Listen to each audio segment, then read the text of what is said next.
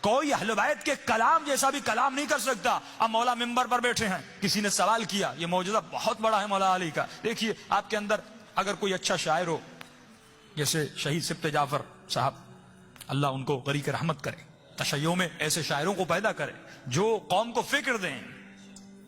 قوم کو فکر کی ضرورت ہے, کھوکھلی مجلس کی ضرورت نہیں, جو اس مجلس اور ممبر سے اور محراب سے کچھ لے کر جائیں. یہ نہیں کہ صرف کانوں کا ذائقہ اور کانوں کی لذت حاصل کر کے اور مجلس سے اٹھ کے چلے جائیں. مجلسیں جسمانی لذت کے لیے نہیں ہیں, اپنی ذات کی خوشی کے لیے نہیں ہیں, بلکہ وجود میں انقلاب پیدا کرنے کے لیے مجلسیں بپا ہوتی ہیں. اگر ایک بھی انسان اور بن کے اٹھ کے جاتا ہے تو یہ امام حسین کی کامیابی ہے. دیکھیے بہت اچھے شاعر گزرے. اچھا شاعر ہم اسے کہتے ہیں جو شاعر فی البدی ہو. فی البدی کا مطلب کیا ہے؟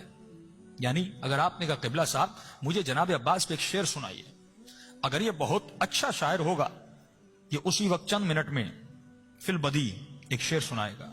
رات کو گھر نہیں جائے گا کہ سوچے, قافیوں کو جوڑے. اگر اچھا شاعر ہے اسی وقت سنائے گا. مولا ممبر پر بیٹھے, حضرت علی کو آپ بھی مانتے ہیں, ہمارے برادران اہل سنت بھی مانتے ہیں, لیکن ایک فرق ہے. وہ کہتے ہیں مولا علی کا علم حصولی ہے, ہم کہتے ہیں مولا علی کا علم لدنی ہے. حصولی علم یعنی جس طرح ابن عباس نے نبی کی دربار میں علم حاصل کیا, اسی طرح مولا علی نے رسول خدا کی دربار میں علم حاصل کیا. یہ علم حصولی تھا, بس علی نے زیادہ حاصل کیا, ابن عباس نے کم حاصل کیا. ہم کہتے یہ نہیں, امام وہ ہوتا ہے جو پیدا ہوتے ہی نبوت کی گود میں یہ جملے کہتا ہے کہ تورات سناؤں, انجیل سناؤں یا قرآن سناؤں. وہ دنیا کے مدرسے میں نہیں پڑھتا, وہ اللہ کے مدرسے سے پڑھ کے آتا ہے. یہی دلیل ہے کہ ہمارے اماموں کے استاد نہیں, بس استاد ایک ہے, وہ پروردگار عالم ہے. استاد کبریائی کی ذات ہے. اب جملہ سنیے, مولا ممبر پر بیٹھے, کسی نے کہا یا علی, کسی نے عرب میں ایسا کلام کیا جس میں نقطہ نہ ہو. کیا نہ ہو؟ نقطہ نہ ہو, یعنی بے نہ ہو, تے نہ ہو, ثے نہ ہو, جیم نہ ہو, زے نہ ہو, زے نہ ہو, ضاد نہ ہو, یہ نہ ہو. کتنا مشکل ہے. 28 الفاظ ہیں عربی میں, 29, اس میں سے یعنی 8-9 جملے آپ حروف نکال دیں, بہت مشکل ہے. اگر آپ مجھے کہ مولانا ہم آپ کو 1 کروڑ دیں گے, 2 منٹ کے لیے ایسے بات کریے جس میں نقطہ نہ ہو, میں مر جاؤں لیکن کلام نہیں کر پاؤں گا. بہت مشکل ہے ایسا کلام کرنا. کہ یعنی کسی نے ایسا عرب میں کلام کیا کہ جس میں نقطہ نہ ہو.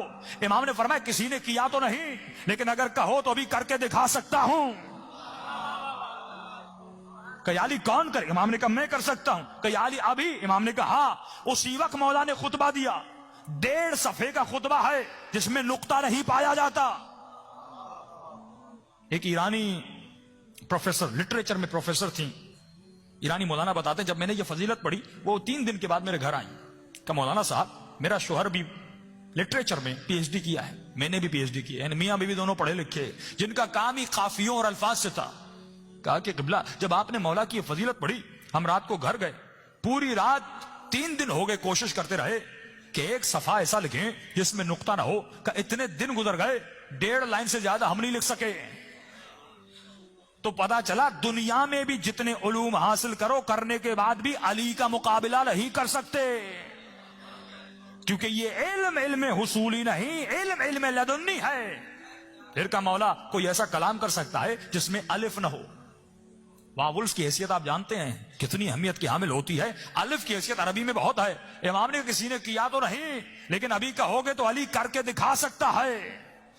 1.5 صفحے کا خطبہ ہے کہ مولا نے اس میں الف کا استعمال نہیں کیا. یہ وہ فضائل علی بن ابی طالب ہیں. اگر کسی میں تعصب نہ ہو اور مولا کی فضیلتیں سنائی جائیں, اسی وقت وہ علی کا کلمہ پڑھ کر شیعہ ہو جائے گا. عقل و عقلانیت سے گفتگو کریں. یہ مذہب عقل و عقلانیت کو بیدار کرتا ہے. اس لیے فرمایا التفکر الساعہ افضل من 70 سنہ عبادہ. 1 گھنٹے کا سوچنا 70 سال کی عبادت سے افضل ہے. یہ سوچنا انسان کو اور بنا سکتا ہے, یہ سوچنا انسان کو جنتی بنا سکتا ہے. کہ حاسبو قبل ان تحاسبو, اے مومن و مسلمان اپنا حساب و کتاب کر اس سے پہلے کہ ملائک تیرا حساب و کتاب کریں. 60 سال 70 سال زندگی گزر گئی, لیکن مقام افسوس ہے اگر امام زمانہ کی زیارت نہ ہو.